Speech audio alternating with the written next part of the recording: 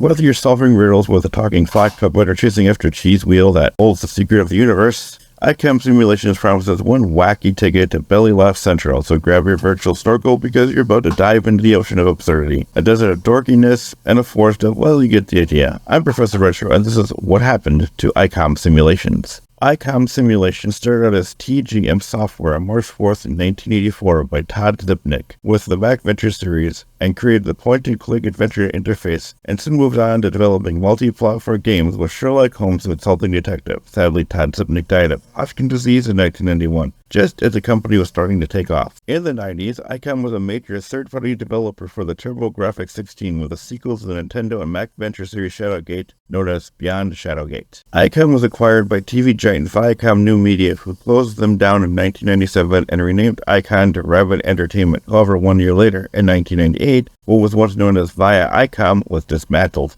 The rights to ICOM's game portfolio was held by Infinite Ventures, but are now owned by David Marsh, who obtained most of the rights in January 2012. Both David Marsh and Carl Roloffs, both former ICOM employees, formed a new company called Zojo LLC and began releasing upgraded versions of the previous titles, starting with Sherlock Holmes Consulting Detective for iOS tablets. Sorry, this one is kind of short, so instead of telling what happened, I'll tell you some of my favorite games by them. This is the game that got me into ICOM games. I may like RPG games, but I am also a massive fan of adventure games, and Shadowgate brought me that. If you like humor with your horror games, this is great as well. You play as a guy who crashed his car into a pole and ended up having to explore a haunted mansion with some goofy ways to die, and when you die, you get to see a skeleton at the end. This is another one of my favorite games that was ported from the Mac to the NES. Again, another great game with an awesome storyline mixed with goofy humor. I am also fond of the sequel, which I played on the PC, called Dacious Will Lost in Vegas. They are both great games. I suggest you play them.